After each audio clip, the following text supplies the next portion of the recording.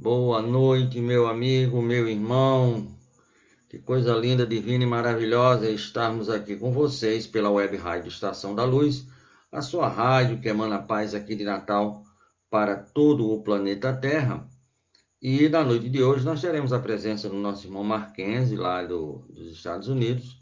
Ele está com um probleminha para chegar em casa, mas daqui a pouco, com certeza, se fará presente aqui na nossa Web Rádio Estação da Luz. E enquanto ele não vem, nós vamos aqui trazer uma mensagem que pensamos no livro Algo Mais, né, do nosso querido Francisco de Paula Cândido, o nosso querido Chico Xavier, né? E aí nós vamos justamente com essa mensagem muito bonita do nosso irmão, vamos trabalhar essa possibilidade maravilhosa que é a nossa mensagem inicial, que tem como título Conta com Deus. Não te queixes, trabalha. Não te desculpes, aceita. Não te lastimes, age. Não provoque, silencia. Nosso irmão Marquense agora já está conosco. Muito bem, meu amigo. Nós estamos aqui na mensagem inicial. Boa. Está me Boa ouvindo ou tarde não? ainda para você aí, né, meu amigo? Está uma hora a É, menos, então é boa tarde. Está vendo aí pelo clarão, né? E boa noite aqui para gente. Mas nós estamos você aqui no está, meio da mensagem. Diz, meu filho. você está me ouvindo? Estou ouvindo, tá tudo bem, tudo lindo, divino e Muito bem. maravilhoso. Então, ótimo, muito bem. Pode seguir aí. Então vamos Estou. vamos continuar aqui com a nossa mensagem inicial para você fazer a prece e depois a gente faz a leitura do Evangelho e a gente vai falar sobre o tema de hoje. Então a mensagem é conta com Deus. E diz assim: não te queixes, trabalha. Não te desculpe, aceita. Não te lastimes, age. Não provoques, silencia. Não acuses, ampara. Não te irrites, desculpa. Não grites, pondera e explica. Não reclames, coopera. Não condenes, socorra. Não te perturbes, espera. Nada exija dos outros. Conta sempre com Deus. Nosso querido Emanuel, do livro Algo Mais, Francisco de Paula Cândido, nosso querido Chico Xavier. E aí, a gente dá uma boa noite, agora, ou uma boa tarde, para o nosso irmão Marquês. Muito obrigado por mais uma vez, meu irmão, se fazer presente aqui na nossa web rádio Estação da Luz, que é sempre uma alegria muito grande. Boa tarde, meu amigo. Boa tarde, Tavares. Boa tarde, meus amigos. Perdão aí pela entrada assim de última hora de supetão, mas eu falei com o Tavares um pouco mais cedo.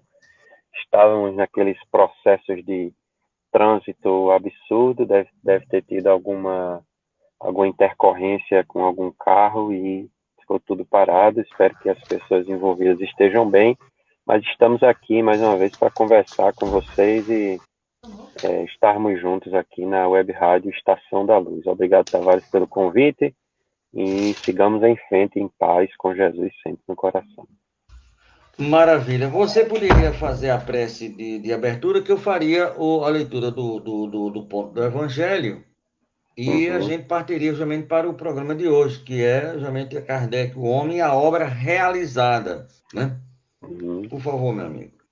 Vamos lá, então, fazer uma prece rapidinha, mas bem sentida, com o coração, com a mente, conectados com o plano maior, com os amigos espirituais que estão sempre ao nosso lado, agradecendo a eles pela proteção e pedindo a eles para que intercedam por todos nós, ao nosso querido e amado Mestre Jesus, para que o amor dele possa estar sempre a nos envolver, mas que, acima de tudo, possamos nós, do lado de cá, nos abrirmos para recebermos e percebermos esse amor que é gigantesco e que nos carrega muitas vezes e que nos leva adiante. Assim, queridos amigos, querido Jesus e Pai, infinito amor, abençoa-nos e dá-nos a tua paz, hoje e sempre, que assim seja.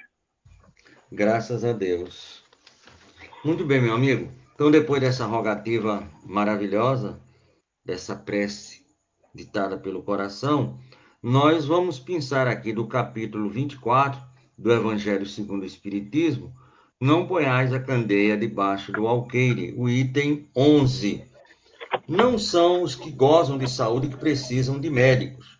E aí, o Kardec tirou lá de Mateus 9, 10, 12 a seguinte passagem. Estando Jesus à mesa em casa desse homem, Mateus, vieram a ter com eles os publicanos e gente de má vida, que se puseram à mesa com Jesus e os seus discípulos. O que fez com que os fariseus, notando-o, dissessem aos seus discípulos: como é que vosso mestre come com publicanos e pessoas de má vida? Tendo-os ouvido, disse-lhe Jesus: não são os que gozam de saúde que precisam de médicos. O remédio foi Kardec encarnado, de 216 anos. Para os que não precisam de médico, ele vinha aqui sanar as nossas possibilidades extremamente equivocadas, meu amigo Marquês. Nossa, outro dia desse, Tavares, Maxime, meu irmão, que também já participou aqui uma vez, né, na conversa com a turma, com você e com o pessoal, eu assisti também naquela ocasião, ele tem um programa, quer dizer, o grupo que ele participa, né, na cidade de Santa Cruz, no interior, aí no Rio Grande do Norte, eles têm um programa nas terças-feiras pela manhã, de madrugada, às 5h30 de madrugada, e toda terça-feira. E um certo dia eles estavam falando sobre essa questão do, né, quem são os sãos não precisam de médicos, né? E é interessante, né, a gente escutar Jesus falar sobre isso, né, e dizer àqueles que estavam criticando, vamos dizer assim, a postura, Jesus dizer isso para eles. E na hora, né, a gente não perceber, não é, que a crítica eu não vou dizer a crítica, mas também a crítica, né?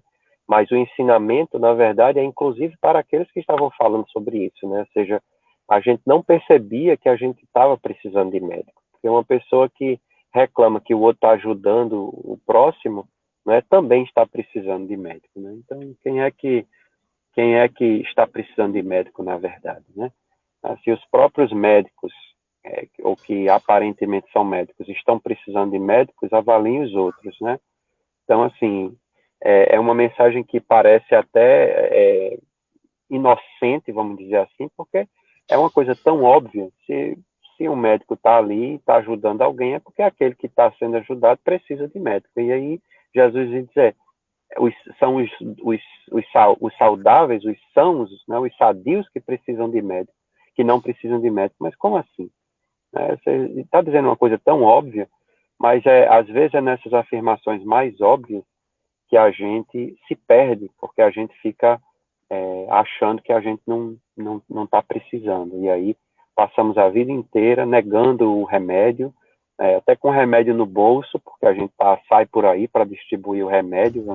Se a gente utilizar esse programa aqui, por exemplo, como um remédio, né? Eu estou aqui hoje para conversar sobre Allan Kardec, né? Então, aparentemente, muita gente pode estar até ouvindo nesse momento, achando, Mackenzie vai falar, Mackenzie vai isso, Mackenzie vai aquilo, mas será que não sou eu, além, muito mais do que todos os que estão ouvindo nesse momento, que está precisando de médico? Então, eu não posso jamais ter essa pretensão, e aqui falando por mim, mas também esperando que as pessoas que nos ouvem entendam isso também. Eu não posso jamais achar ou me achar no direito ou me sentir superior, no sentido de que eu estou aqui distribuindo remédio e eu não preciso desse remédio.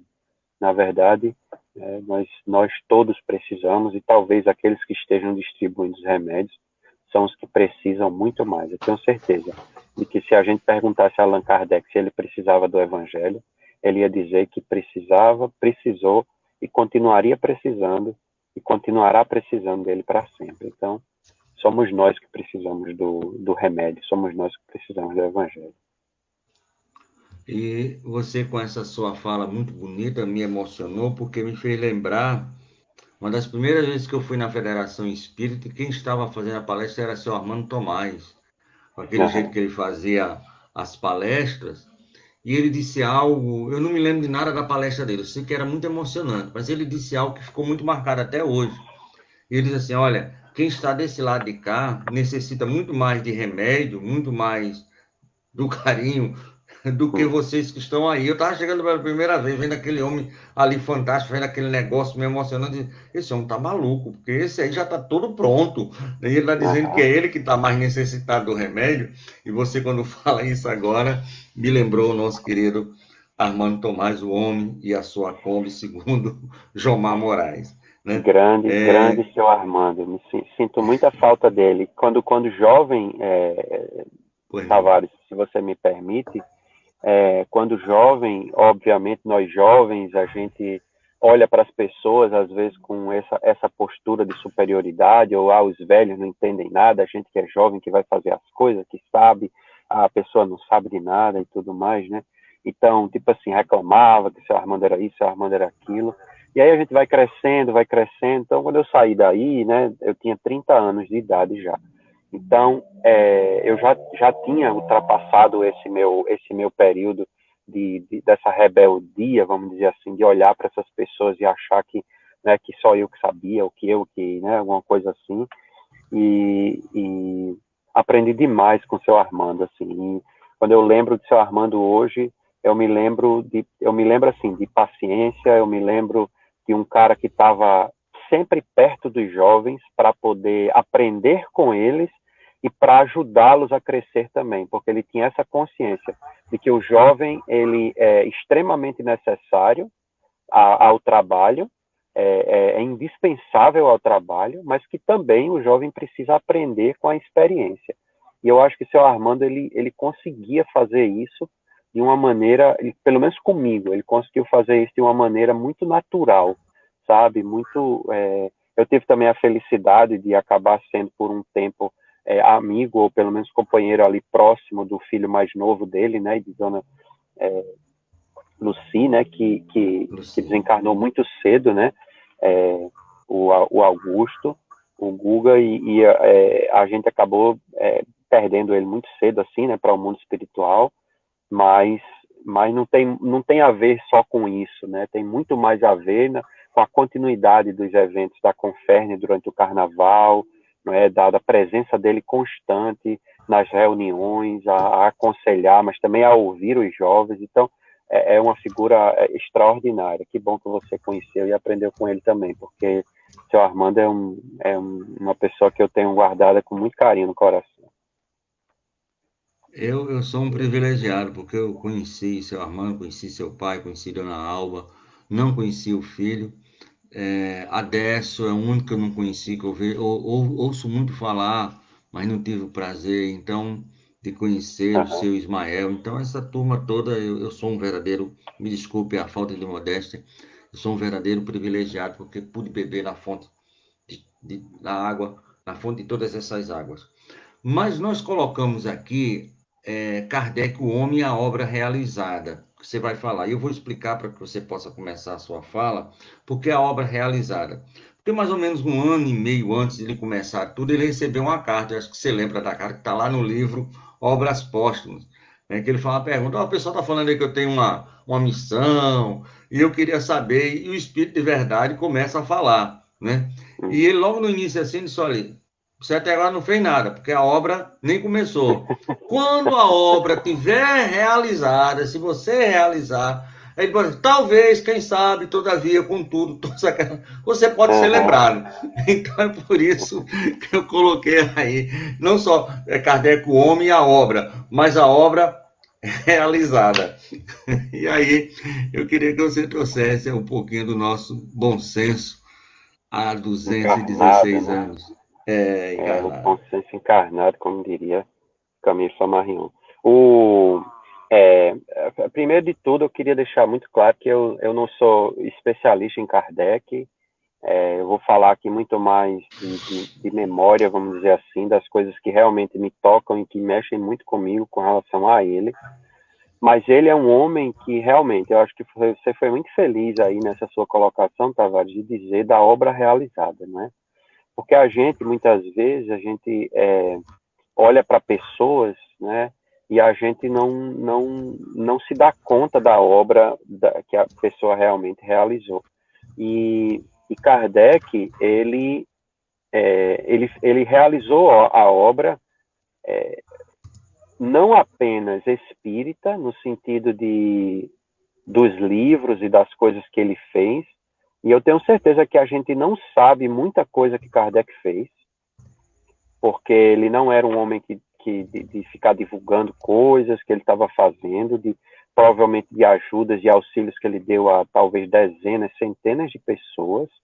Era um homem que tinha no seu coração a ideia da caridade como força motriz de tudo que ele fazia. E isso falando aí dos últimos 15 anos de vida dele, né? Que é basicamente esse momento em que, vamos dizer, talvez não 15, né? 57, 67, 12, 55, talvez 14, 15 anos, quando ele conhece o Espiritismo, até o momento que ele desencarna ali em 69, né? 31 de março de 69. Mas antes disso também a quantidade de coisa que o homem fez, né? Aí não como Allan Kardec, mas aí como o senhor Hippolyte Léon Denis Rivaio, né? Ou seja, ele tem uma vida de realização, ele tem uma vida de obra realizada, né? Porque a gente fala muito de Kardec, né? E a gente pensa, Allan Kardec, a gente fala muito obviamente, nós somos espíritas e estamos muito mais focados e interessados no trabalho espírita, no trabalho que ele desenvolveu como espírita, né, de criar os livros, de fazer o que precisava ali pela codificação espírita e tudo mais, as revistas e tudo, as viagens que ele fez. Mas o Hippolyte Léon, ele também realizou muita coisa na França. Isso é muito significativo, porque por mais que a gente queira dissociar, desligar, desvincular o homem Kardec, né, o pseudônimo Allan Kardec, né, do Hippolyte Léon, que é o nome real, o nome verdadeiro, o nome original, o nome de nascença dele, eles são uma pessoa só, né? Então, a obra realizada dele é uma obra de 65 anos de vida, né? Ele nasceu, por isso que a gente está falando aqui hoje, eu imagino, né? Ele nasceu, se fosse esse ano, ele nasceu sábado passado, né? Dia 3 de outubro, e em 1804, e desencarnou, como eu falei ainda há pouco, 31 de março de 1869. E aí, talvez, eu queria começar, Tavares, já que o título é esse, O Homem, a Obra Realizada, eu queria falar sobre um fato que ele mexe muito comigo, assim, no sentido exatamente nesse sentido da obra realizada. O dia era 31 de março de 1869, né? Ele provavelmente já tinha feito ali algumas coisas que ele precisava fazer com a Amélie, né? Com Gabi, né? Como Chico chamava, com a Amélie Boudet. E quando ele sofre, provavelmente, um aneurisma ali, né? E acaba desencarnando no dia 31 de março. Quando dá 1º de abril, no dia seguinte, a Revista Espírita é lançada, mais um exemplar da Revista Espírita é lançado. O homem morreu trabalhando. Ele já tinha terminado de produzir o exemplar do próximo mês. O exemplar da Revista Espírita do próximo mês já estava completo. Então, assim, isso para mim é uma obra, é um homem que realmente mostra o que é obra realizada. Sabe, ele não espera pelo amanhã, ele não espera pelo acontecimento, não, ele faz aquilo que ele acredita que precisa fazer. Então, ele espera no sentido não espera no sentido, vamos dizer, esperança, né? Ele tem a certeza de que os contratempos fazem parte da jornada, e que podem existir atrasos, podem existir coisas que venham, que não venham, entretanto, a parte dele precisa estar pronta para quando for necessária. E aí, esse exemplo dele, né, na véspera, né, do próximo mês, no dia que ele desencarna, a Revista Espírita, a edição da Revista Espírita, de abril de 1869, já estava pronta, já estava realizada. Então, ele deixa pronto, né, o futuro. Né?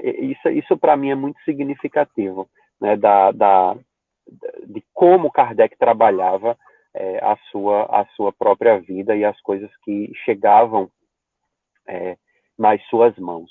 Então, eu estou fazendo uma coisa meio lá e cá, porque, como eu falei, eu não sou especialista e eu não tenho uma memória ou uma mente histórica, no sentido assim de, isso aconteceu primeiro, depois isso, depois isso, depois isso. Não, eu gosto minha mente é muito mais de pegar episódios e falar sobre as coisas, né? Então, mas o que você falou aí dessa questão que é muito importante, tanto que eu coloquei aí em pé e trabalhando, né? Então isso é um exemplo muito grande, porque ele atendeu a porta, era um rapazola querendo saber sobre a revista, ele tinha feito mentalmente uma pergunta se aquilo chegaria mais na frente, e veio um jovem francês do século XIX, como se os espíritos dissessem, se preocupe não que o pessoal vai levar para frente. Ele fecha a porta e ali mesmo já vai para o plano espiritual, quer dizer, trabalhando em pé, né? Então é algo assim fantástico essa sua lembrança. É algo que de verdade deveria nos motivar, né? Não vou dizer as pessoas que não são espíritas, que não conhecem, mas deveria nos motivar a mostrar que hoje a gente não estaria aqui, nós não estaríamos conversando sobre esse assunto, nós não estaríamos, não vou dizer nem sobre o assunto Kardec em si, mas nós não estaríamos juntos, reunidos, no meu caso com você, à distância, uma distância relativamente longa fisicamente, né? Você está no Nordeste do Brasil, eu estou no Nordeste dos Estados Unidos. Então, nós estamos só separados. Só que o Nordeste a gente só tem uma coisa que a gente é igual, Nordeste, né? Mas fora isso, verdade, nada. É verdade. Aí é frio, Nordeste, aqui é quente. É verdade, pois é. Então é engraçado que a gente só está aqui hoje exatamente por causa do trabalho desse homem, né? Esse homem que trabalhou incessantemente, relutou no começo, isso também é interessante, mas não relutou porque ele não tinha vontade ou não tinha desejo, mas relutou pela característica científica dele. Ou seja, eu não acredito nisso, você está me contando que tem mesa batendo, tem coisa...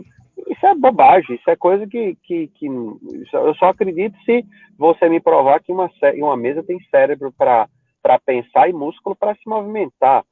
Ele diz lá, a frase clássica dele, ou algo semelhante a isso, ao professor que chega para conversar com ele. E aí mas aí depois o cara insiste tanto que ele diz, deixa eu ver isso então. E aí, enquanto todos os outros, provavelmente talvez até com exceção desse que o convidou, todos os outros estavam olhando aquilo com uma mente de entretenimento e diversão, que muitas vezes é como a gente encara as coisas na nossa vida, no nosso dia a dia. Ele olhou para aquilo e ali ele viu algo muito maior do que a gente imaginava na época, do que as pessoas imaginavam na época. Então, a partir desse momento, ele diz assim, agora eu vou investigar isso, porque eu vejo e antevejo nisso aí a solução, ou pelo menos a resposta para muitas perguntas que a gente não tem na vida. Que a gente não conseguiu encontrar respostas ainda. E a partir daí, ele não descansa mais. A partir daí, ele devota a sua vida, basicamente, à pesquisa, à descoberta, né, e a codificação, como a gente coloca, mas a organização, né, de todo esse cabedal de conhecimento em o que a gente chama hoje de a codificação espírita, que são esses 5 livros básicos. Mas aí, Tavares, eu queria interromper a mim mesmo nesse momento e dizer assim, Mackenzie, você está falando besteira. Porque a gente fala da obra de Allan Kardec e a gente fala dos 5 livros, da codificação. Aí a gente diz, é uma obra monumental, né? Que é, e não estou dizendo que não é, não. Mas a gente esquece muitas vezes da obra, talvez, triplamente mais monumental, ou, sei lá, 10 vezes mais monumental, que é a Revista Espírita, já citada aqui antes. A Revista Espírita é um mensário, uma revista mensal, que começa a ser publicada no ano seguinte do lançamento do Livro dos Espíritos, ou seja, em 1858, janeiro de 1858, e como eu falei, só termina de ser publicada com Kardec, né, porque depois ela continua sendo publicada ainda por um tempo, né, mas com Kardec ela só termina de ser publicada, como eu acabei de falar, no mês depois que ele morreu, porque ele já tinha preparado a do próximo mês. E quando a gente junta todo o material da Revista Espírita, a quantidade de material que tem na Revista Espírita ultrapassa a quantidade de material do livro da codificação em pelo menos 10 vezes em quantidade de tamanho, em mensagens, em informações, em reflexões de Kardec, em análises de problemas, em análises de situações diárias, né, uns 2 meses atrás ou 3 meses atrás, nós tivemos aqui no nosso cantinho de luz aqui uma palestra virtual, e você também convidou Marcelo e Andréia lá da Flórida, né, para falar aqui na rádio com você. E a Andréia, que falou naquele dia muito pouquinho, porque ela estava doente, estava com um problema na coluna, ela falou para a gente aqui sobre a pandemia ou a epidemia que aconteceu nas Ilhas Maurício, na época de Kardec, e ele, na Revista Espírita, ele trata desse assunto. Trata. Com mensagem de um espírito médico da época que fala um pouco sobre esse assunto lá, na Revista Espírita. Então, veja, Kardec estava antenado com tudo o que acontecia e ele não se furtava de pegar as coisas do dia a dia e comentar coisas na Revista Espírita sobre esses assuntos, tendo, obviamente, como base principal o conhecimento espírita que ele estava coletando junto com aqueles que trabalhavam com ele. Então, assim, é um homem que não parava de trabalhar nem com o mundo espiritual, nem com o mundo material. Ele estava conectado dos dois lados. Ele não era médium, como a gente costuma dizer, né? Um médium como Chico Xavier, ostensivo, né? Como a gente normalmente costuma dizer. É médium de inspiração e tudo mais. Tem até um fato bastante interessante com relação ao Evangelho segundo o Espiritismo, que a gente pode até falar um pouco depois, mas ele trabalhava com médiuns inclusive jovens, e aí uma conexão aí muito grande com o seu Armando Tavares, né, que a gente falou no começo, que Kardec como é que se diz? Ele não separava os jovens do trabalho. As duas meninas que trabalhavam no começo da codificação, recebendo mensagens dos espíritos, eram duas jovens, vamos dizer, menores de idade, né? Eram Acho duas que tinha jovens. 14, um era 12 e 14 anos, o negócio era mais ou menos assim, era 14 e 16. Ou 14 e 16, exatamente, né? Então, assim, e Leon Denis muito... também, que era um jovem, quando conheceu Kardec, era um meninote, né? O menino tem acabado de sair, né? Mas olhe bem, nós já temos aqui pergunta no ar, e essa pergunta chegou agora, porque tinha chegado uma antes. Mas, como não existe acaso, olha só a pergunta que o Cabo fez quando ela chegou aqui no momento que você estava começando a falar da Revista Espírita. Luiz Braga, você acha que a Revista Espírita é pouco estudada, inclusive pelos espíritas mais estudiosos? Luiz, eu não posso falar pelos outros, né? Eu de verdade não posso falar pelos outros. Eu posso falar por mim. Eu sou um desses que, infelizmente, não tem o hábito de ler. É uma obra gigantesca, então, assim, você realmente precisa dedicar um tempo para ler, porque é um negócio muito, muito grande, né? Então, eu diria que se ela é pouco estudada, um dos motivos é esse. É porque provavelmente as pessoas elas focam o estudo naquilo que elas são interessadas. Então, por exemplo, se você vai estar estudando sobre, sei lá, epidemia, aí você vai na Revista Espírita e busca ali na Revista Espírita, não é? Um assunto que, será que Kardec tratou sobre isso? Aí você vai na Revista Espírita e busca. Então, você faz uma pesquisa ali pontual.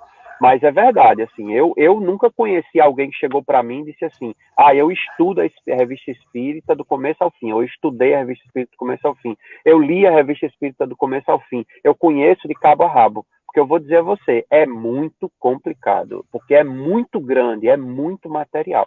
Então, eu Muita diria que informação. sim, assim, eu diria que não pode existir, talvez sim, mas eu acho que as pessoas estudam muito mais pontualmente, sabe, do que necessariamente assim um estudo da Revista Espírita como um estudo principal. Eu não conheço nenhum grupo. Se tiver, seria interessante até a gente conhecer, porque, né, de ter pessoas que pegam a Revista Espírita e vão estudando. Mas olha só, para dar um exemplo muito rápido aqui, um exemplo Sim. particular do grupo onde eu participo.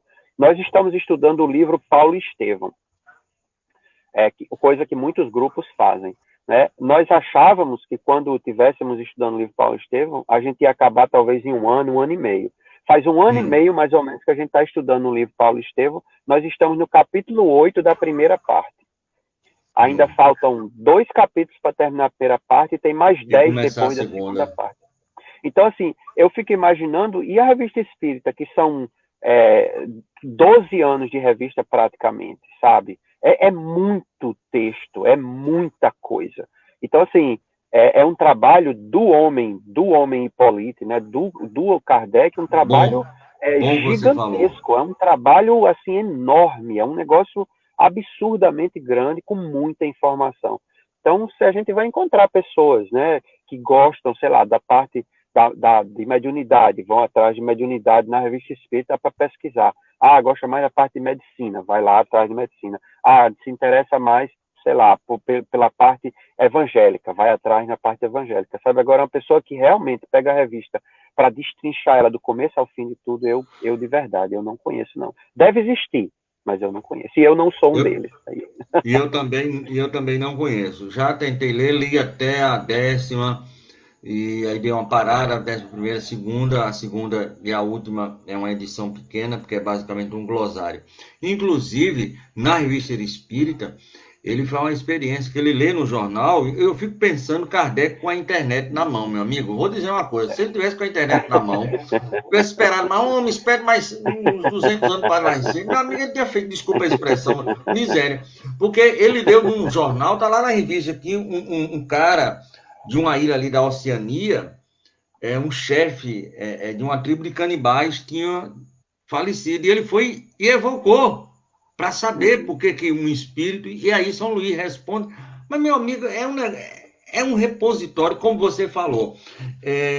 Eu não quero criar aqui polêmica, nem você também, mas eu creio que é como uma vez Soares falou, né? A sanfona você fecha, quando você abre o fole, eu acho que a Revista Espírita e Chico Xavier é aquela abertura do fole, quando você abre assim, aí mostra toda a potência, que daqui a uns 300, 400 anos é que a gente vai ter condições de entender tranquilamente isso, eu não tenho a menor sombra de Tudo, dúvida. né? Já que você falou desse exemplo aí, Tavares, quer dizer, você disse que tem outra pergunta aí, qual é a outra pergunta que você me... É uma pergunta. Essa daí só você, acho que mais ninguém pode responder. É uma das poucas perguntas. Acho que não tem jeito outra pessoa responder, não. É Júnior, um cadeira cativa aqui. Você é de uma família espírita, né? Então, o vovô, seu José, dona Dagmar, vem papai, vem mamãe, os irmãos, agora os filhos, a esposa. Como foi a primeira vez de Kardec na sua vida? Porque você já nasceu nesse berço. Seu pai já era sua avó, então. Meu avô era espírita, minha avó era espírita quando casou com meu avô, aí meu pai nasceu no berço espírita, minha mãe, quando casou com meu pai, se tornou espírita por escolha também, apesar de que antes, sendo católica, mas ela sempre conta que ela sempre foi a ovelha negra, segundo como Rita Lee conta, né? Da família, porque ela não calava, ela ficava perguntando aquelas histórias que a gente já ouviu milhões de vezes, né? O padre falava uma coisa, ou a irmã falava uma coisa na escola, ela perguntava e o padre ou a irmã mandava ela calar a boca, porque ela está perguntando demais e coisas desse tipo, né? E aí, quando ela acaba conhecendo Painho, se encontram, se casam, e aí eu nasço também já dentro desse berço espírita, de família espírita, já há pelo menos 2 ou 3 gerações. Então, para mim, é muito difícil, eu não consigo desvincular a minha vida de Allan Kardec nesse sentido. Eu posso dizer a você, entretanto, Júnior, que a minha primeira, vamos dizer assim, lembrança mais significativa de Kardec, eu tenho alguns momentos marcantes, assim, mas a minha primeira lembrança mais assim forte foi quando, uma vez, num evangelho no lar, que a gente estava fazendo lá em casa, meu pai, né, pai chegou e perguntou para a gente, leu uma frase do Evangelho segundo o Espiritismo, que era uma frase do livro, do capítulo, eu não lembro qual era a frase, mas era uma frase do capítulo Estranha Moral, que é uma frase que tem um capítulo que tem frases de Jesus que são realmente estranhas, né, que não parecem condizer com o que está acontecendo ali, com uma coisa que Jesus falaria. E aí ele faz uma pergunta para nós, que éramos crianças ainda, mas por que Jesus disse isso? Né? Será que foi Jesus mesmo que disse isso? E aí eu me lembro muito claramente de, na minha mente, vinha assim uma resposta desse tipo assim, do tipo assim, leia mais, porque isso aí parece que está faltando alguma coisa. A gente não está sabendo tudo que está fazendo, o que é tudo que é o contexto. Eu não falei, obviamente, com palavras infantis, Lógico. vamos dizer assim, ou jovens, né? Eu não vou saber o que eu falei exatamente. Mas isso, para mim, é Kardec na minha vida.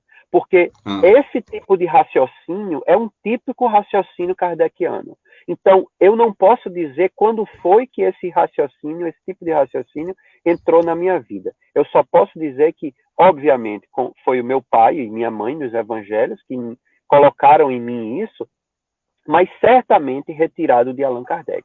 Porque Kardec, eu, inclusive, em muitas das palestras e dos estudos que a gente faz aqui, eu sempre chamo Kardec de chato. Ele é o chato que as pessoas sentiriam extremamente incomodadas nos dias de hoje. Porque ele não deixa as coisas quietas. Ele pergunta uma coisa aos espíritos, quem já estuda, quem lê o livro dos espíritos com uma certa frequência, e vai estudando na sequência mesmo, vai perceber que Kardec faz uma pergunta, 3 ou 4 perguntas depois, ele faz a mesma pergunta de uma maneira diferente, adicionando uma coisa ou tirando uma coisa, mas uma pergunta muito semelhante. Tanto que os espíritos muitas vezes respondem assim, eu já respondi isso para você. Eu já lhe disse, eu já lhe repeti a disse, segunda vez. eu já falei, você... Então, eu imagino, por que ele está fazendo isso? Ele está fazendo isso para, vamos dizer, como ele mesmo fazia, testar os espíritos. E os espíritos sabiam que ele estava testando, não era por uma questão de dúvida, de orgulho, mas por uma questão de dúvida daquele que de verdade quer saber. Porque existe aquele que está com a pergunta de bolso para derrubar a pessoa com que ele está perguntando. Mas existe aquele que é sincero. Né? Existe aquele que que quer saber de verdade. Então, ele faz a pergunta de outra maneira para ver se o espírito entra em contradição, para ver se aquilo existe uma concordância universal. E aí, se não existir, ele remove, não coloca lá no livro dos espíritos, porque os espíritos ainda não concordam sobre aquele assunto, e assim vai. Então, Kardec é o chato nesse sentido. Ele é o chato porque ele estuda, porque ele pergunta, porque ele questiona. Então, eu tenho certeza absoluta que Kardec, hoje em dia, ele causaria muito transtorno em muitas casas espíritas, sabe? Então, essa é uma das primeiras vezes que eu me dei conta em mim da influência de Kardec no meu estilo de pensamento. E tem outros pequenos casozinhos assim que aconteceram, mas eu diria que essa daí talvez seja uma das principais. E deve existir muita coisa, porque você participou do Evangelho durante muito tempo, né? E com baluartes hoje aqui do movimento espírita do Rio Grande do Norte, seu avô, sua mãe, seu pai. Então, depois você poder começar a resumir, não contar essas pequenas histórias que dariam realmente um programa e muito mais. Mas chegou uma outra pergunta aqui, e é bastante interessante. O nome do cabo aqui, eu espero que eu saiba ler. Quiltaíno Aguiar. Aguiar. Vamos fechar Aguiar. De Angicos. Você acha que houve alguma interferência de Kardec na obra dos Espíritos ou ele foi fiel à obra? Olha, certamente que houve interferência e aqui por interferência eu estou entendendo, não é, seu Aguiar, não sei, Quiltaíno, seu Aguiar, que é uma interferência positiva, porque ele certamente ele tem a influência. Não existe a mediunidade, e nesse caso não é a mediunidade, vamos dizer, entre dos espíritos por intermédio dele, literalmente, mas ele foi o responsável, e ele é o responsável pela organização de tudo. Então, no momento em que você pega as mensagens e você dá uma ordem, dá uma sequência, só o fato de você mudar a ordem das mensagens, você já está mudando a mensagem como um todo. Não a mensagem específica, mas o conteúdo completo. A codificação espírita, ela, obviamente, ela é muito importante em si só. Mas a organização com que a codificação espírita foi compilada, ela adiciona uma camada de importância a obra em si, magistral. É como se a gente pegasse essas mesmas perguntas, essas mesmas respostas, e entrega a uma pessoa que não está interessada no assunto. Como é que a pessoa vai organizar esses livros? Como é que a pessoa vai botar em ordem essas perguntas? Como é que a pessoa vai catalogar tudo isso? E no final das contas, como é que eu, no dia de hoje, vou pegar esse livro e vou achar o que é que eu vou achar desse livro? Então, só para dar um exemplo, né? A gente já falou sobre isso quando a gente teve aqui alguns meses atrás, com o Tavares também, quando a gente falou sobre o Evangelho segundo o Espiritismo, ou especificamente sobre fora da caridade não há salvação. A organização didática do livro O Evangelho segundo o Espiritismo é um negócio magistral. E eu não estou falando de conteúdo, não. Se a gente pegar apenas a organização dos capítulos e a sequência dos capítulos do Evangelho segundo o Espiritismo... Encadeamento, vamos dizer, encadeamento. Exatamente. Como Kardec organizou e fez uma costura entre esses capítulos. É um negócio extraordinário, ou seja, por si só, se nós quiséssemos estudar só os capítulos, os títulos dos capítulos em sequência, a gente tendo uma noção do conteúdo de cada capítulo, isso em si é uma obra. E certamente, que eu não posso dizer que isso foi só Kardec, né?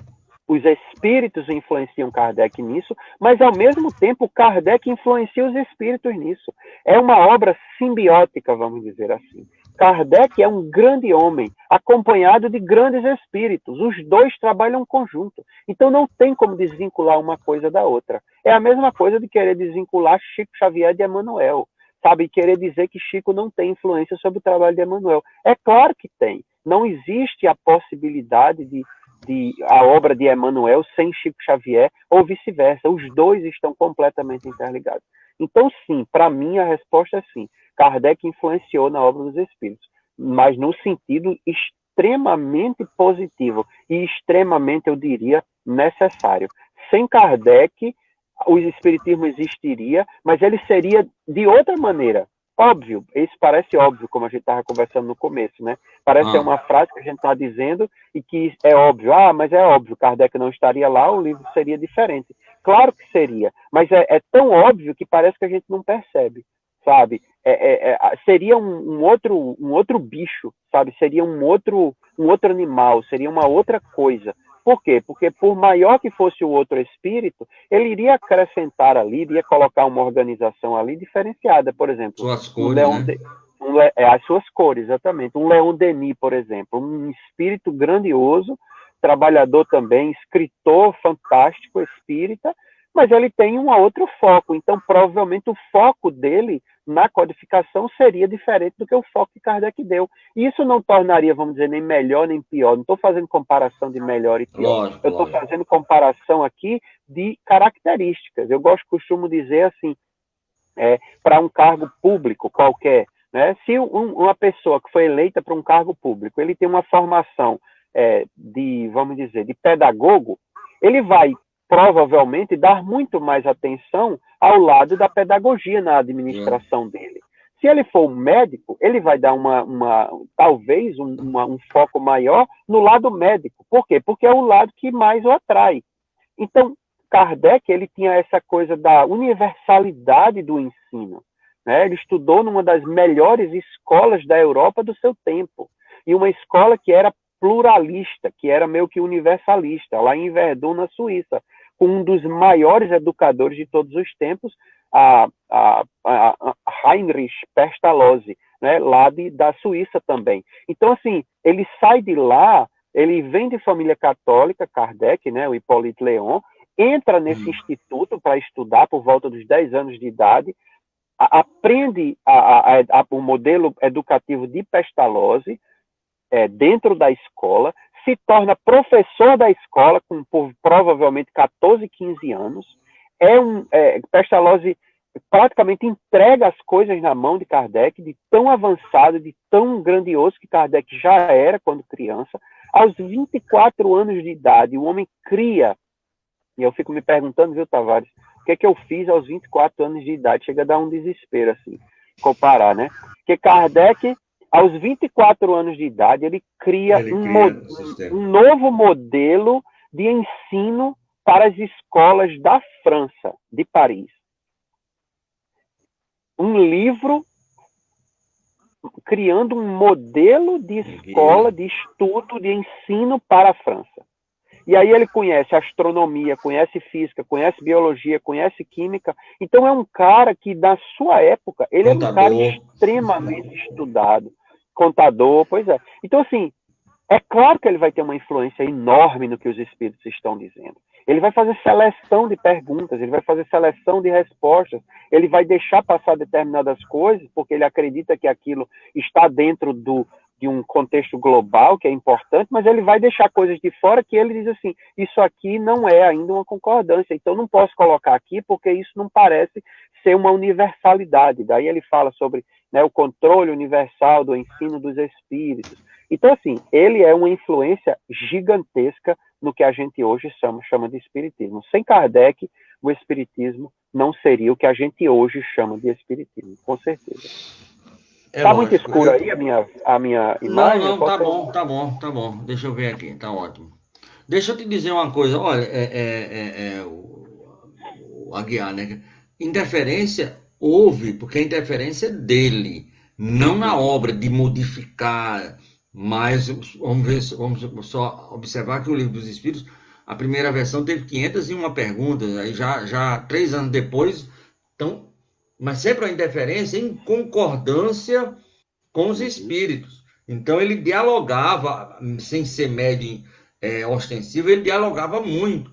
E ele tinha muito essa coisa de consultar o espírito. Tá certo, tá. Então vamos fazer assim, Então é um trabalho em conjunto. E quando é um trabalho em conjunto, como era, você lembrou muito bem, Chico e Emmanuel, porque se Emmanuel é tudo isso, se Chico não fosse essa possibilidade, por mais que Emmanuel fizesse, não ia dar certo. E se Chico não tivesse lá dentro dele aquele diamante, por mais que Chico quisesse, não ia sair. Então, me manda Emmanuel para ser meu mentor, ou então de Marquese, e aí vai ver que não vamos conseguir fazer a mesma obra, né? Porque tem que ter algo. Olha, acho que Einstein fala, Deus não joga dados, tá entendendo? Tinha aqueles dois lá que estavam lá esperando se Kardec... Mas o pessoal não ia entregar uma obra dessa na mão de um soldado raso, né? Até no próprio Evangelho, né?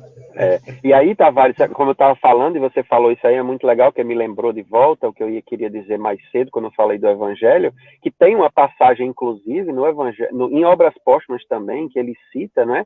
Quando ele diz que estava escrevendo certa noite uma coisa no Evangelho, ele escreveu uma página, e aí no outro dia ele sentiu que tinha uma coisa errada, escutou uns barulhos, escutou umas batidas, e não sabia o que era. No outro dia, ele recebeu uma mensagem na Sociedade Espírita, né, de Estudos Espíritas, Sociedade Parisiense de Estudos Espíritas, e aí ele pergunta, né, vocês estavam querendo me dizer alguma coisa e tal, né? E aí ele disse, sim, olhe de novo, leia aquela página que você estava escrevendo, que você vai encontrar o erro e você vai fazer de novo. Então, veja só, ele tinha interferência, porque se não tivesse interferência, ele não estaria escrevendo. E vamos lembrar o seguinte, o Evangelho segundo o Espiritismo, ele tem uma introdução, que é junto com a introdução do Evangelho, do Livro dos Espíritos, são duas das introduções mais fantásticas de livros que eu já li na minha vida inteira. São tratados de lógica e de raciocínio em cima dos assuntos que ele está falando. e é puro Kardec ali, você reconhece Kardec se escrevendo ali. Dentro do Evangelho, aí tem as passagens do Evangelho, né, de Jesus, ou do Antigo Testamento, ou do Novo Testamento. Tem os comentários de Kardec sobre aquelas passagens. Então, é Kardec escrevendo sobre aquelas passagens. Então, como não teria influência de Kardec? Quando a gente lê as interpretações de Kardec sobre aquelas passagens, de quem são aquelas interpretações? A gente acabou de dizer, são de Kardec. Então, é óbvio que ele tem influência. Não tem como não ter influência. E aí, depois, ele coloca as instruções dos Espíritos, que provavelmente ele leu, fez as reflexões dele, colocou no Evangelho as reflexões dele as instruções dos Espíritos, e uma coisa se alimenta da outra. É aquela coisa do é preto ou é branco, né? Mas um está se alimentando do outro. Né? Não tem uma separação muito clara, é uma coisa que vai e volta. Então, Kardec se alimenta dos espíritos, os espíritos se alimentam de Kardec, e vice-versa. Né? Então, é uma interação, é algo extraordinário. Essa obra de Kardec é algo extraordinário. Muito bem. Chegou uma outra pergunta aqui agora, e ela é bastante abrangente, é da Cristina de Candelária. Graças a Cristina Deus de não é Candelária. fácil. Qual a impressão que cada livro causou e causa em você? Creio que ela deva estar perguntando sobre os 5 livros, né? Os 5 livros, eu imagino. É, Eu vou fazer o vamos seguinte, imaginar. Cristina, é uma resposta muito, muito longa e, obviamente, é muito complicada. Então, eu vou falar pouquinho, mas eu vou falar de um outro livro que não está nessa lista dos 5 livros, tá? Eu falo sobre ele um pouquinho mais, porque eu acho interessante, que a gente não fala muito sobre ele. O Livro dos Espíritos. É o grande esquecido, é?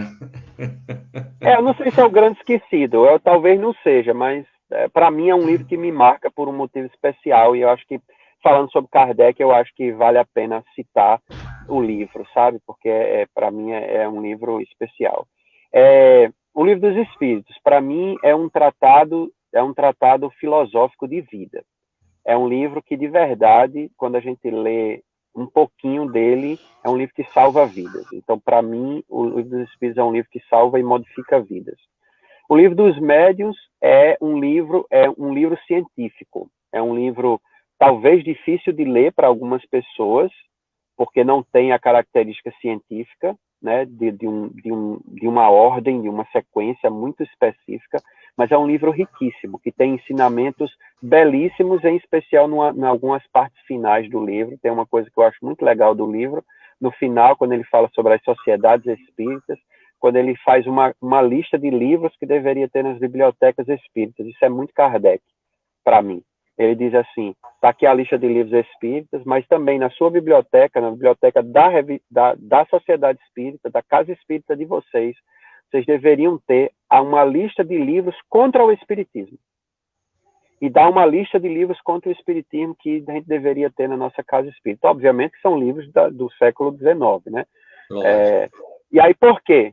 Porque quanto mais a gente conhece quem não gosta ou quem detrata o espiritismo, mais a gente conhece o espiritismo. Então a gente lê o que é contra para poder ver se faz sentido, para ver se faz sentido, para pensar de novo, mas para tentar fortalecer a nossa crença. Não para zombar nem para ridicularizar o outro, mas para aprender com o outro a como olhar para a nossa própria crença. Eu acho isso um negócio extraordinário do Livro dos Médiuns. O Evangelho segundo o Espiritismo, o que é que a gente pode dizer dele? É um guia de vida, né? É a derivação da 625 do Livro dos Espíritos. É o guia e modelo, é Jesus, né? É como o título original, o título que Kardec queria dar ao Evangelho, a imitação do Evangelho. Ou seja, é pegar Jesus e colocar numa nova ótica e trazer para a nossa vida no dia a dia. Né? O céu e o inferno, que são reflexões profundas sobre as nossas atitudes. Então, para mim, me diz o que é que eu estou construindo para mim. Estou construindo um céu ou estou construindo um inferno? Né? Como é que eu lido com isso no meu dia a dia? E a Gênese, para mim, é um retorno ao começo. É o renascer. É Kardec, mais uma vez, dando uma lição de como organizar as coisas. Começa com o Livro dos Espíritos, vai para os médiuns, moral, aí um pouco de ciência de novo, termina com o começo. porque ele termina a obra com o começo. Gênesis significa começar. E aí ele está dizendo, termina a obra, mas a obra não termina, a obra recomeça. Então vamos voltar para o primeiro e estudar de novo. Então a Gênesis é esse que volta É um e modo faz um contínuo. ciclo. É um modo contínuo, exatamente. Mas o livro que eu queria comentar é um livro que se intitula Viagem Espírita em 1862. Esse livro é um livro que mostra um Kardec que muitas vezes nós nos esquecemos. A gente pensa muito, como eu falei aqui, num Kardec lógico, num Kardec professor, num Kardec organizador, num Kardec educador, num Kardec contador, né, Tavares? Num Kardec contador. Num Kardec marido. Deixa eu só te falar, eu não sabia que Kardec era... E eu emprestei a biografia de Vantuí para um contador. E ele chegou e falou assim, você sabia que ele também foi contador igual a eu? Eu digo, com uma emoção tão grande o cara veio. Deixa eu ver isso aqui, me dê aqui. Realmente, mas não sabia não. Você vê. E a gente esquece de que Kardec era humano. E eu acho que esse livro, Viagem Espírita, em 1860, quando eu li esse livro, eu devia ter ali, talvez, meus, não sei, 18, 19 anos, alguma coisa assim.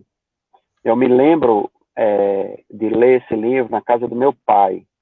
Ele não estava mais casado com a minha mãe nessa época, tinha ido passar uns dias com ele, no Natal ainda, né, por aí por perto, mas eu estava na casa dele, e eu estava com esse livro, eu peguei esse livro lá e disse, eu vou ler esse livro aqui. Comecei a ler, eu não consegui parar de ler. É uma viagem que Kardec faz dentre umas 4 ou 5 grandes viagens que ele faz, e essa ele decide registrar, ele menciona um pouco das viagens anteriores no livro. Eu não me lembro de muita coisa do livro, eu li faz muito tempo, mas é um livro que me marca muito por 2 fatos em especial. O livro foi escrito essa viagem aconteceu antes do lançamento do livro O Evangelho segundo o Espiritismo. Então, ele para mim, ele representa o que Kardec descobre quando ele descobre na vida diária dele, não vou dizer descobrir no sentido que ele nunca tinha experimentado e ele não fazia, mas o quanto ele descobre como o Espiritismo aplicado no dia a dia transforma o mundo. O quanto o Espiritismo aplicado na sua própria vida, na vida dele, no caso dele, e na interação que ele tem com as pessoas dos outros centros espíritas que ele viaja, o quanto isso impacta a vida dele, a vida do outro, e o quanto isso melhora o mundo lá fora. Então, o livro a Viagem Espírita, em 1862, é um livro que eu diria, é um livro que a gente deveria buscar ler pelo menos uma vez na vida, para encontrar esse Kardec humano, esse Kardec que chora, esse Kardec que ri com as pessoas, esse Kardec que abraça as pessoas, que se emociona de estar nos centros, se emociona ao ver pessoas trabalhando por aquela doutrina abençoada, por essa doutrina abençoada, por estar junto com pessoas que comungam dessa ideia, sabe? E de se estimular com isso, de também ver as dificuldades, de também ver coisas que não deveriam estar acontecendo, que poderiam ser problemas futuros, mas de relatar tudo isso, de escutar Kardec falando sobre caridade. Eu me imaginei em alguns momentos, e quando eu lia esse livro, eu procurava me imaginar, na verdade, né, sentado ali num daqueles centros, escutando Kardec falar. Sabe? Porque deve ter sido uma coisa assim extraordinária poder estar ali na presença desse cara, sabe? Do mesmo jeito que as pessoas que tiveram a oportunidade de visitar Chico Xavier e estar com ele. E hoje já não pode mais, como eu, por exemplo. Perdão, meu celular virou aqui. E hoje não pode. E hoje a gente não pode mais, né? Mas, felizmente, a gente ainda tem a possibilidade de escutar Chico, né? Porque ele deixou algumas coisas gravadas e tal. E mais Kardec, a gente não teve. Então, é uma pena que a gente não teve essa oportunidade, mas faz parte.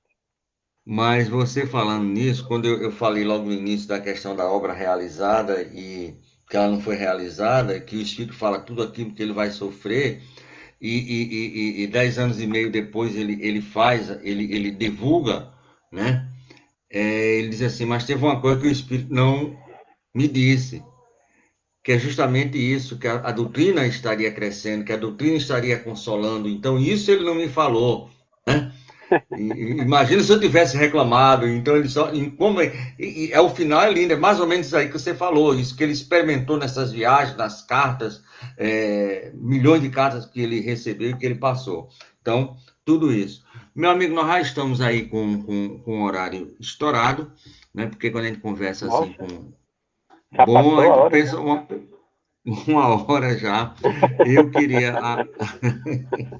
Não, meu amigo, olha bem, conversar com você é bom. O assunto é muito interessante. Ele começou com o seu Armando. Então, amigo, não tem É outro jeito de verdade, passar bem rápido. Então, eu queria a sua consideração final em relação a tudo isso. E como é que hoje. Você falou que a casa ela já voltou à atividade presencial, aí, o Cantinho de Luz. É isso que Temos você me falou no algumas início? atividades, algumas Atividades. atividades voltaram, não todas, porque tem umas atividades que são Sim. menos pessoas, a nossa casa não é muito grande, então vão pouquíssimas pessoas, então a gente preferiu abrir essas, que vão poucas pessoas, porque dá para a gente ter mais espaço, né, as pessoas não ficam tão Mais próximas, segurança. né, mais segurança e tal. Então, 3 atividades que a gente voltou são as atividades que têm menos pessoas na casa. A atividade que tem um pouco mais de gente, que a casa é pequena, a gente ainda não abriu a casa, que é nos sábados à noite. Mas Hum. estamos, como aqui a coisa está bem mais tranquila, os números estão caindo, está bem, a gente está começando vai ter uma reunião essa semana lá na casa para a gente decidir quando é que a gente vai reabrir, se a gente vai reabrir logo, quando é que a gente vai reabrir. E tenho acompanhado algumas lives aí de vocês, né? Sempre que a gente pode, a gente faz o acompanhamento, somos muito felizes. Meu amigo, eu quero lhe convocar para fazer a prece final, mas antes disso eu vou pedir a você para a gente fazer a divulgação da programação, né? Da nossa Ah, web sim, rádio, com certeza. Estação da Luz, né? Então hoje nós tivemos o nosso irmão Marquense, mais uma vez, graças a Deus, e o tema foi muito bonito, muito bom, muito bem trabalhado. Não dá, eu podia fazer aqui programa todos os dias, de manhã, à tarde e à noite, que eu não iria falar muito pouco ainda só do homem Kardec, isso sem falar da obra, aí é outra coisa que leva muito tempo, né? Mas antes de tudo, eu queria falar daqueles nossos trabalhadores aqui, porque toda segunda e sexta-feira nós temos às 8 horas da manhã o programa Espírita nos Domínios da Mediunidade com o nosso irmão Amadeu Ferreira e Renato Bezerra, né, e a equipe que faz o programa. E agora, na terça-feira, nós temos o nosso irmão Décio Soares e Dona Marília, lá de São Paulo, fazendo o programa Construindo Pontes para a Eternidade. E agora, terça e quinta. Nas terças é estudado o Evangelho e na quinta é estudado o Livro dos Espíritos. E na quarta-feira nós temos com o nosso irmão Alexandre e equipe, Alexandre Santos e equipe, o programa Filosofia, Ciência e Moral. Inclusive, eles estão estudando o livro Céu e Inferno, naquele item do Código Penal da Vida Futura. São 33 itens, eles devem estar no 14º, estão estudando bem devagarzinho, com muita calma, basicamente uns 3 itens por programa, mas excelente o programa do nosso, sem, lógico, e o Décio e o Amadeu também, fantástico com os conhecimentos que ele nos traz. Hoje nós tivemos Marquense, nosso querido Marquense. Amanhã, terça-feira, nós iremos para Curitiba, para o Paraná, falar com o nosso irmão Rodinei Lara e o Dineu de Paula, que tem como até uma psicografia Compromisso Espiritual.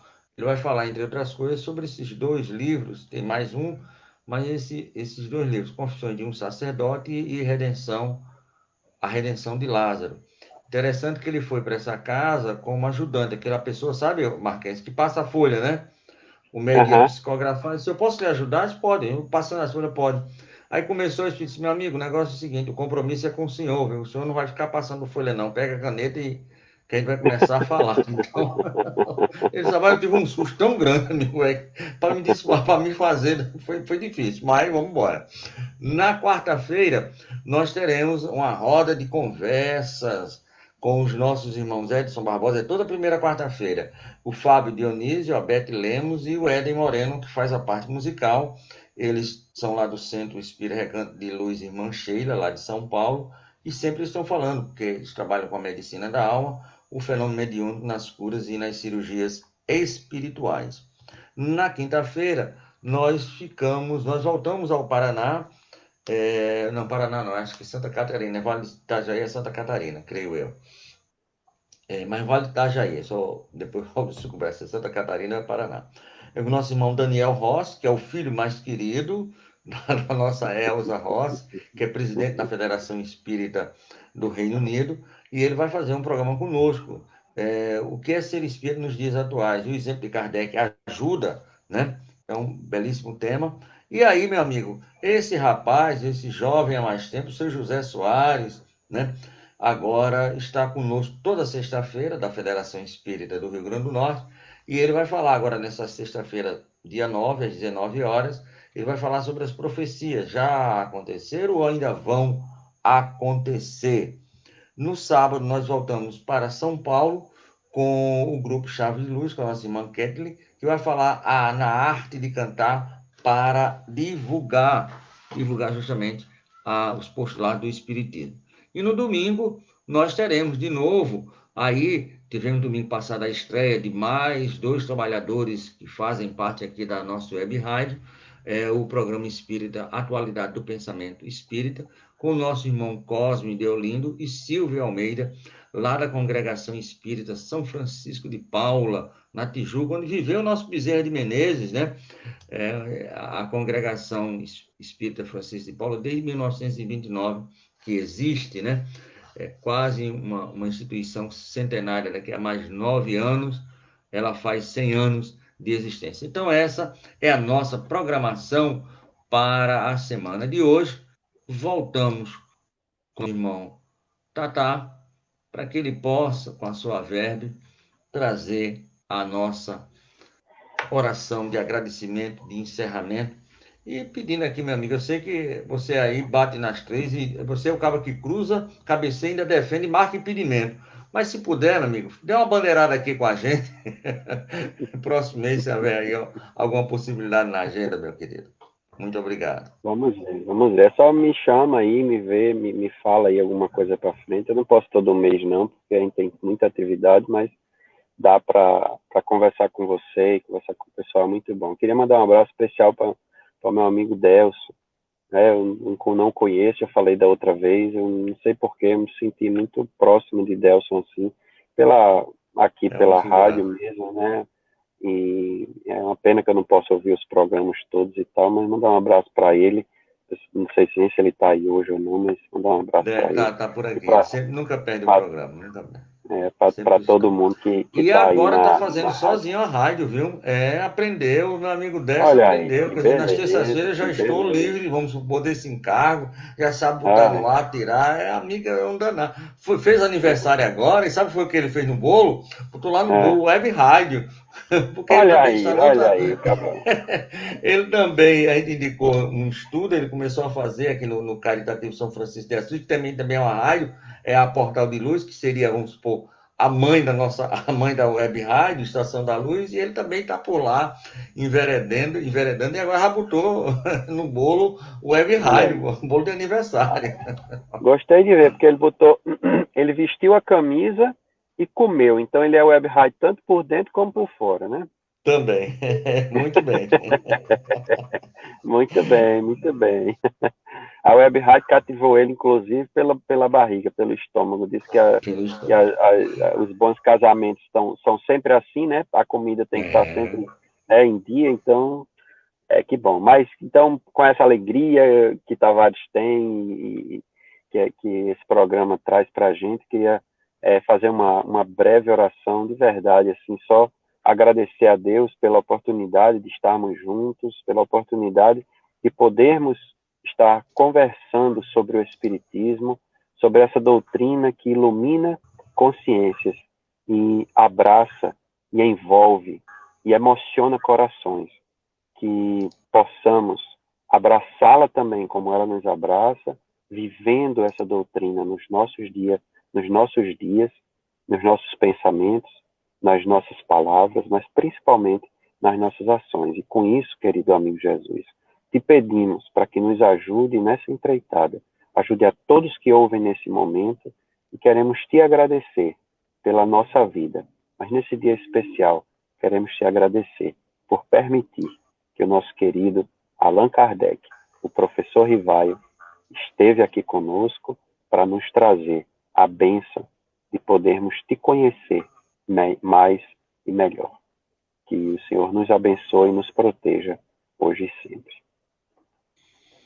E graças a Deus. E muito obrigado, meu amigo. Deus que lhe pague.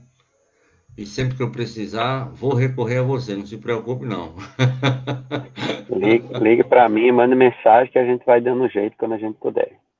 Tá bom, meu irmão. Sucesso aí, que a casa reabra o mais rápido possível, nosso cantinho de luz, certo? E voltemos aí à normalidade. Muito obrigado e continue firme no trabalho. Voltamos com a nossa programação normal aqui pela web Rádio Estação da Luz, a sua rádio que emana paz aqui de Natal para todo o planeta Terra. Queremos desejar uma boa noite e fiquem com Jesus de Nazaré. Paz e luz com Jesus. Muito obrigado.